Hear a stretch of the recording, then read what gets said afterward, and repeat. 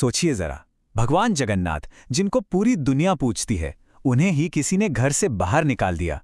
ऐसा कैसे हो सकता है ना? आखिर ऐसी क्या चीज थी जो भक्ति से भी, प्रेम से भी ज्यादा कीमती हो गई? चलिए आज इसी गजब की कहानी की गहराई में चलते हैं। हाँ, यही सवाल तो सबसे बड़ा है। कोई भगवान को घर से निकलने के लिए क्यों कहेगा? वो भी एक ऐसा परिवार जो संतों और भक्तों में ईश्वर का ही रूप देखता था। उन्होंने ऐसा क्यों किया? इसका जवाब दरअसल एक डिवाइन बेट, एक दिव्य शर्त में छुपा हुआ है। तो हुआ कुछ यूं कि कहानी शुरू होती है महाप्रभु जगन्नाथ और देवी लक्ष्मी के बीच एक छोटी सी लेकिन बड़ी गहरी बहस से। और बहस का टॉपिक क्या था कि इंसान आखिर सबसे ज्यादा प्यार करता किससे है। तो एक तरफ थे देवी लक्ष्मी। उनका कहना था कि लोग भाई धन और दौलत से ही सबसे ज्यादा प्यार करते हैं, समृद्धि से ऊपर कुछ नहीं। लेकिन दूसरी तरफ थे जगन्नाथ महाप्रभु। उन्हें पूरा विश्वास था कि उनके भक्त उनसे निस्वार्थ प्रेम यानी सेल्फलेस डिवोशन से जुड़े हैं। दोनों के विचार बिल्कुल ऑपोजिट। तो फिर क्या होना था? बात पड़ गई और लग गई एक शर्त। ये तय हुआ कि इस बहस का फैसला एक भक्त परिवार का टेस्ट लेकर किया जाएगा। पता तो चले कि जीत किसकी होती है, धन की चमक की या फिर भक्ति की शक्ति की। और बस यहां से शुरू हुई पहली परीक्षा, पहला टेस्ट, जिसमें इंसान की निष्ठा को दौलत के तराजू में तौला जाना था। तो देखिए टेस्ट शुरू कैसे हुआ। महाप्रभु जगन्नाथ एक भूखे संत का भेष बनाकर उस घर में पहुंचे। उस परिवार ने उनका खूब आदर सत्कार किया, स्वागत किया। सब ठीक चल रहा था कि ठीक तभी एंट्री हुई देवी लक्ष्मी की, एक बूढ़ी औरत के रूप में।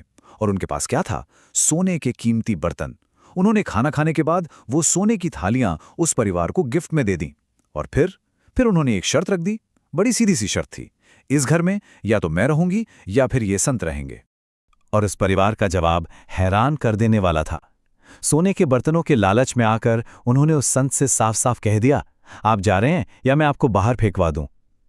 जरा सोचिए, उन्होंने दौलत को चुना और खुद भगवान जगन्नाथ को अपने घर से निकाल दिया। तो पहला राउंड तो साफ तौर पर देवी लक्ष्मी ने जीत लिया। उन्होंने साबित कर दिया कि हाँ, धन का लालच भक्ति पर भारी पड़ सकता है। लेकिन कहानी यहां खत्म नहीं हुई। महाप्रभु जगन्नाथ का एक और टेस्ट अभी बाकी था। अब बारी आई दूसरे टेस्ट की, दूसरी परीक्षा। इस बार एक सच्चे भक्त के दिल को परखा जाना था। तो इस बार सीन थोड़ा अलग था। देवी लक्ष्मी भेष बदलकर पहुंची बलराम दास के घर। बलराम दास सिर्फ एक भक्त नहीं थे, वो जगन्नाथ के पक्के दोस्त थे, उनके सखा थे। लक्ष्मी जी ने फिर से वही सोने के बर्तन ऑफर किए और वही अल्टीमेटम दे दिया। और अचानक ठीक उसी समय महाप्रभु जगन्नाथ एक छोटे से बच्चे जगन के रूप में वहां आ गए। अब सवाल बलराम दास के सामने था, ये बेइंतहा दौलत या ये छोटा सा बच्चा? लेकिन इस बार जवाब बिल्कुल अलग था। बलराम दास का जवाब एकदम साफ था। उन्होंने कहा, आप मुझे तीनों लोकों की संपत्ति भी दे दें, फिर भी मैं अपने जगन्नाथ को नहीं छोड़ सकता। उनके लिए उनके दोस्त, उनके सखा से बढ़कर इस दुनिया में कोई दौलत थी ही नहीं। और बस यही वो जवाब था जिसने शर्त का फैसला कर दिया। इस बार जीत हुई सच्ची भक्ति की। फौरन देवी लक्ष्मी और भगवान जगन्नाथ अपने असली दिव्य स्वरूप में प्रकट हो गए और बलराम दास को साक्षात लक्ष्मी नारायण के दर्शन हुए। क्या पल रहा होगा वो। लेकिन एक मिनट, बलराम दास और जगन्नाथ के बीच ये रिश्ता इतना गहरा था क्यों? ये सिर्फ एक भक्त और भगवान का रिश्ता नहीं था, ये उससे कहीं बढ़कर था। ये सच्ची मित्रता थी, दोस्ती थी। इस रिश्ते को सखा भाव कहते हैं। सखा मतलब वो दोस्त जो हर सुख दुख में, लाभ हानि में, अच्छे बुरे, हर हाल में कंधे से कंधा मिलाकर खड़ा रहे। और इन दोनों की दोस्ती का एक बहुत ही मजेदार किस्सा भी है। चलिए सुनते हैं। तो हुआ यूं कि एक बार आधी रात को जगन्नाथ जी को आम खाने की इच्छा हुई। अब भगवान है तो क्या हुआ, क्रेविंग तो हो सकती है। तो वो सीधे पहुंचे अपने दोस्त बलराम दास के पास, उन्हें नींद से जगाया और कहा, चलो राजा के बगीचे से आम चुराने चलते हैं। दोनों दोस्त गए, बगीचे में घुसे और खूब जी भरकर आम खाए। लेकिन सुबह के 4 बजे उन्हें वहां के गार्ड ने, पहरेदार ने देख लिया। और यहां आता है कहानी का सबसे दिलचस्प मोड़। देखिए, जगन्नाथ जी तो भगवान थे, वो अदृश्य थे, उन्हें कोई देख ही नहीं सकता था। वो चाहते तो एक पल में वहां से गायब हो जाते, है ना? लेकिन नहीं, जब पहरेदार बलराम दास के पीछे उन्हें पकड़ने के लिए दौड़ा तो जगन्नाथ जी भी उनके साथ साथ दौड़ने लगे।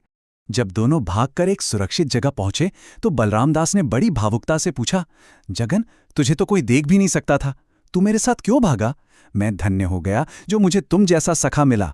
और यही तो है सच्ची दोस्ती, है ना? जहां दोस्त अपने दोस्त का साथ हर हाल में निभाता है, चाहे जरूरत हो या ना हो।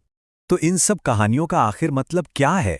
धन और भक्ति की उस बहस से लेकर दोस्ती के लिए साथ में भागने तक, इन सब में एक बहुत ही गहरा संदेश छिपा हुआ है।